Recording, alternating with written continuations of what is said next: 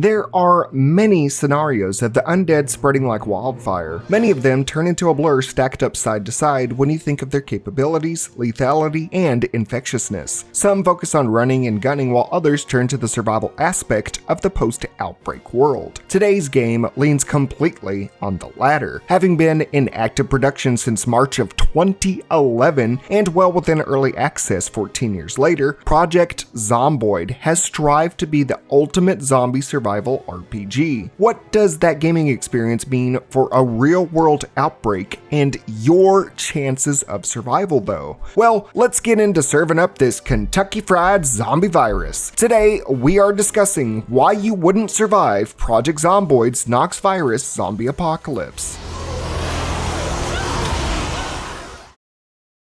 We remember all the times we spent with our dads, from cooking hot dogs and marshmallows during yard campouts and helping them out around the house to learning how to be an awesome adult. This Father's Day, let's thank our dads by showing Dad that he deserves the world and more at a price that will have him thinking, dang, that's a good deal. This Father's Day, treat Dad to a pair of everyday earbuds by Raycon because he deserves to relax and enjoy his dad rock, music, audiobooks, and calls in crystal clear sound without bugging Mom. Raycon's everyday earbuds are a fantastic gift for Pops. Whether he's out in the yard working on landscaping, watching the 1000th funny cat video that you've sent him, or just rocking and playing air guitar as he pretends he's Brian May. Give old Dad the gift of premium audio that goes where he does without having to untangle cords. And with Raycon's quick charge function, just 10 minutes of charging will have them powered with 90 minutes of battery. So Dad will be able to have them up and running before he can finish a story about when he was a boy. The everyday earbud noise cancellation works great to block out any fatherly distractions.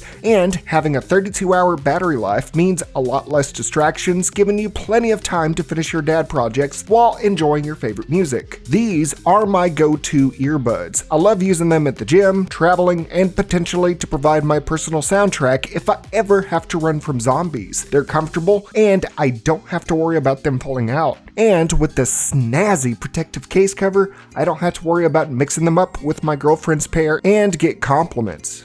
Now that's a handsome case cover. It goes beautifully with the color of my earbuds, and I don't even have to take it off because they support wireless charging. Get your own or some for the Joel/Lee father figure in your life by going to buyraycon.com/wowsuchgaming to get 15% off site-wide. Thank you, Raycon, for sponsoring today's video. Originating from Louisville, Kentucky, the most populated township within the American state, the disease, eventually dubbed the Knox virus, would slowly, then rapidly begin its worldwide tour. The Knox virus's origins are largely unknown, having many theories buzz around and be debated by those that linger in this dilapidated world. There are the religious rumblings of humanity getting its just desserts from God Almighty due to our continued sins. Then we have bioweapons being turned on civilians as either an accident and part of the US government and military, or an attack by bioterrorists, considering the town being a few dozen miles away from the high-security military compound of Fort Knox. This is also where the zombie virus gained its namesake. But the most popular theory is that many believe a fast food chain by the name of Spiffos is behind it all. Spiffos had been part of many health hazard controversies throughout its establishment. 3 years prior to the game's events, did the company have a flesh-eating bacteria outbreak in its founding city of Raleigh, North Carolina. Today, it is believed that due to their fast means of meat production, that a misfolded prion tainted much of their beef and then became widely distributed in their burgers that people consumed. Regardless of where or what started it, the fact of the matter was that the zombie virus was out there, but didn't immediately turn people into undead cannibals. A few weeks before Independence Day 1993, multiple accounts had noted a rather foul smell permeating the air predominantly throughout Knox country. Suddenly, on the morning of July 1st, telecommunications companies cut off all phone lines to the county for maintenance blamed on a freak electrical storm. 2 days later, a military truck carrying hazardous chemicals crashed south of the town Muldraugh. On the 4th of July, a sudden unknown illness started cropping up, leading to unusual behavior in people and dog attacks on people and farm animals. The day after independence would Muldraugh gain reports of flu-like symptoms in people, leading to immediate military response, erecting an exclusion zone around the Knox country, restricting access in and out of the area. While the sickness worsened, communications dampened more to include all telecommunication services, turning the Knox area into a no-fly zone for all flight craft. The US government over the next few days would cover up everything that transpired within, deeming it a sickness with no severe cause of concern. They have it under control. The US public and eventually the world would press and eventually riot over the hidden agenda of what everyone was calling the Knox event. The civil unrest would lead to many believing that a pandemic was looming, leading to supply shortages, full-scale riots, and government curfews for all US civilians. All flights the world over would be grounded in anticipation for whatever medical atrocity was happening in Kentucky. All of this would come to a head when a photograph of a bloodied young man shown with an arm off next to piles of dead bodies was shown to the public. The media would eventually find and interview survivors within the exclusion zone, recounting stories of infected people attacking and consuming the flesh of others, people becoming irreversibly infected through bites and bodily fluids. The world now knew this was worse than ever imagined, so bad that even the Vatican and Mecca would immediately begin evacuation efforts. This is doomsday level shit. While the president and general continue to assert that there is nothing to worry about, riots led to civilian fatalities as military personnel are seen opening fire on those on and near the exclusion zone. On July 14th, the sound of gunfire attracted the dead within Knox until eventually their sheer numbers broke down all fences and defenses as they flooded out of containment. This, however, would not be the penultimate catalyst for the Knox virus's worldwide pandemic. Local armed civilians with military personnel saw some success fighting back the thousands of infected attacking neighboring cities from Knox. But by the next day, people were suddenly displaying symptoms of the virus and turning. Most, if not all, of these new cases were never bitten or exposed to noxious bodily fluids. By 6 p.m., the grim reality had been made very clear. The Knox virus had gone airborne. By 10 a.m. the next day, thousands of people were becoming infected each and every hour. Despite preemptive measures the world over, people harboring the Knox virus had been confirmed in many high-population centers: Cincinnati, London, Somalia, Seoul, Okinawa, Berlin, Los Angeles, New York, Cairo, and many more. Government responses everywhere were to literally destroy what they could in any attempt to slow the infection. Amsterdam mass flooded its own populace to kill off any infected. Japan bombed the Saikan Tunnel to isolate Hokkaido. Poland's Villeneuve Palace was set ablaze. Many such cases occurred, but more killing innocents, and even more so, displacing them, causing roaming refugees worldwide to only accidentally strengthen the Knox virus's infection rate. By July 24th, just a mere 3 weeks later, it is stated that more than 95% of the world has succumbed to the virus. The only ones to not turn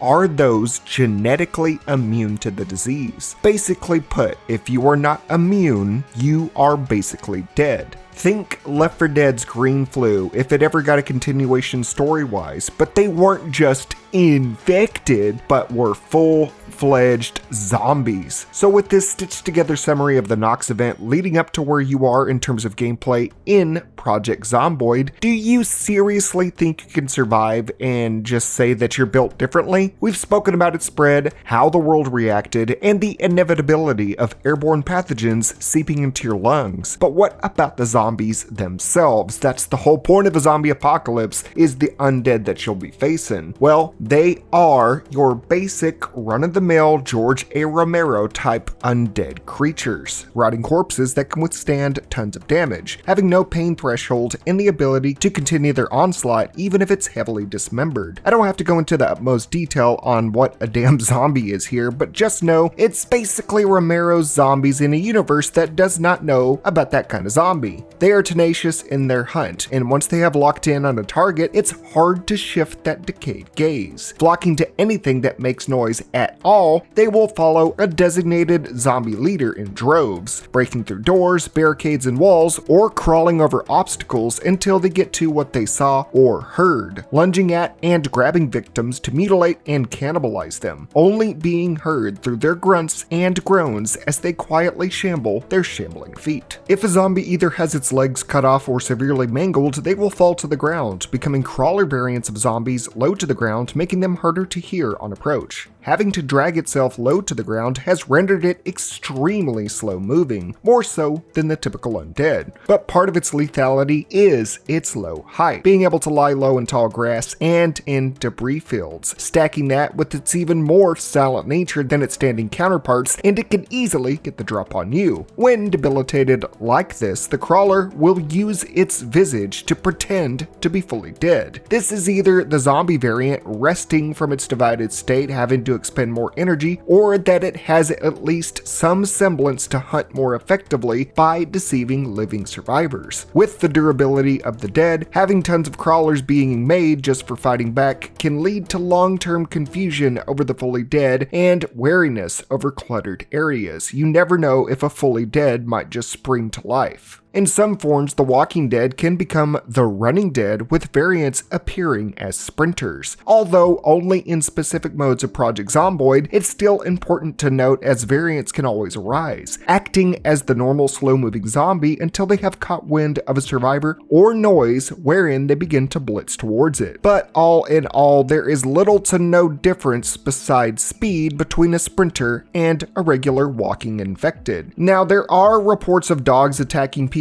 and livestock that lean towards the Knox virus being able to infect animals, or at least mammals, but none of that has been seen to this day. Any and all zombies, though, harbor the Knox virus to a very contagious degree. Contact with the undead can lead to them causing a number of injuries to you, all with varying levels of infection. Mere scratches from their fingers can spread the disease with some success, sometimes between 7%, sometimes to 20%, while deeper cuts like lacerations do have increasing odds. But if you are bitten by a zombie, you are all but guaranteed to succumb to the Knox virus. And I mean, it doesn't take a rocket scientist to know that if you're pinned down and eaten alive, you are just gonna be dead. There's no going back from that. Their numbers are where they draw their peak chances against your survival. By the time these undead are cropping up in the streets around you, it is more than likely too late.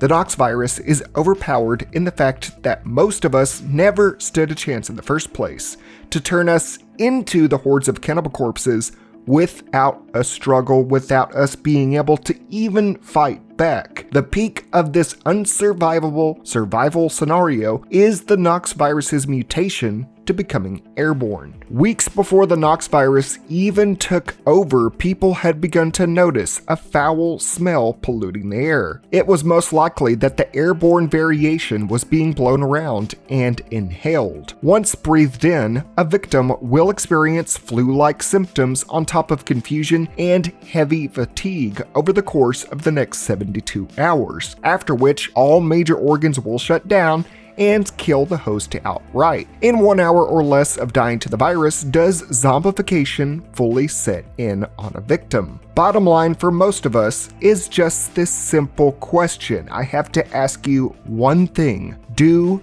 you breathe? If you answered yes, and if you somehow answer no, I've got to ask how you are just watching this right now. Either way, enjoy. feeling like shit for 3 days, and then keeling over just to turn and either join your friends and family as deadites marching in the street, or eating anyone alive that has somehow managed to not succumb thus far, and to either forcefully induct them into the army of the dead, or becoming an appetizer before the main course of infection. I did mention that there is still a very small percentage of the human population that has a better chance of surviving, leading to these anti-Knoxers to be the last bastion of humanity, even though no person is immune to being dismembered, disemboweled, and disalived. I've made that joke before, but beyond that quirky one-liner, the virus is ever-changing, and no man, woman, or child is fully resistant to the totality of the virus. Immunity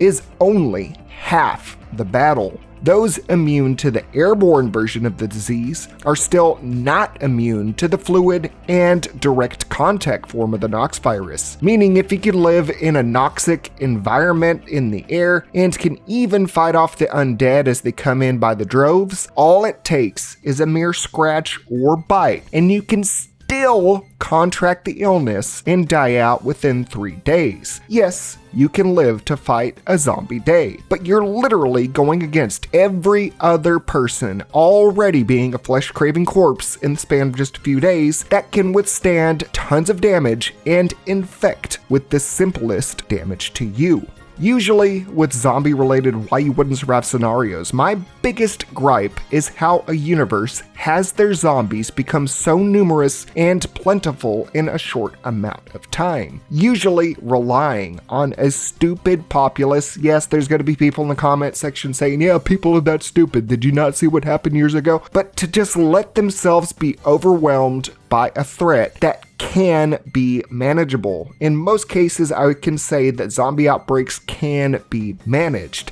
However, with Project Zomboid's Knox virus, that initial buildup of the zombie numbers and infected count and the eventuality that it leads to is insane. Having less than a month before it goes airborne across the damn planet leaves little to no room for people to prevent infection, creating a zombie majority in less time than the game Concord's servers were up. With how mutative Knox is, it's reasonable to assume it could have ever-changing vectors of transmission. Say a zombie were to wade through or die or have some of its bodily fluids get into a local water supply. Drinkable water could become infected, turning anybody that is just trying to stay hydrated. Soil becoming polluted with their blood, leading to edible plants even getting knocked up. These zombies are stated to deteriorate and decay, but will never corrode enough to die out, just to be slowed a bit more. So there is no chance of just waiting them out till they eventually all melt to the passage of time.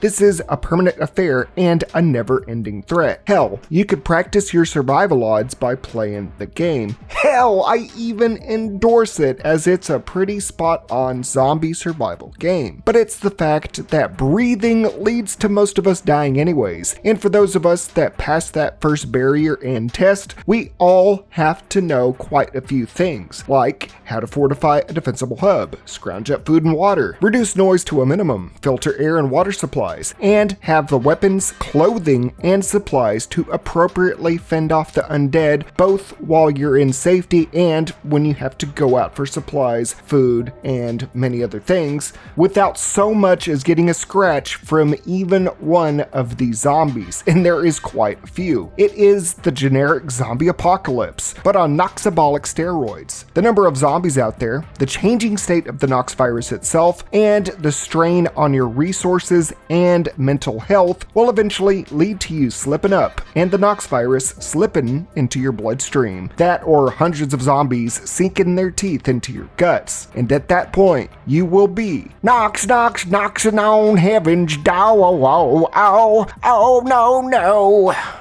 That about wraps up this return to the zombie genre for the Why You Wouldn't Survive series. Sorry, I have not been doing these a lot as of late. I got a bit burnt out on doing them and wanted to experiment with other video ideas before returning to the series. Check out my other videos if you want. We've done tier lists and trivia on Left 4 Dead and more. What did you think of my semi-deep dive into surviving Project Zomboid's Knox virus? Let me know down below. Feel free to discuss and or complain or suggest future Why You Wouldn't Survive scenarios. While you're buzzing around, consider throwing just $1 at me over on Patreon to see my videos up to a week early before anyone else, or become a YouTube channel member to have your name featured on this list here. Shout out to my editor Chago, aka QuickFlix, for putting this all together. Support us a bit more, and if you want to get your drink on, head to gamersupps.com and use code WOW at checkout for 10% off your order. If enough of you ordered through my code, they said I got a chance at making my own flavor of drink and a waifu cup. I was thinking something along the lines of making a boomer bile or maybe a witch waifu cup made. Who knows? Support, and until next time, I'm Zach Gass, aka Wow Such Gaming. Never forget to stay happy, stay healthy, don't get knoxed up, and more importantly, stay wow.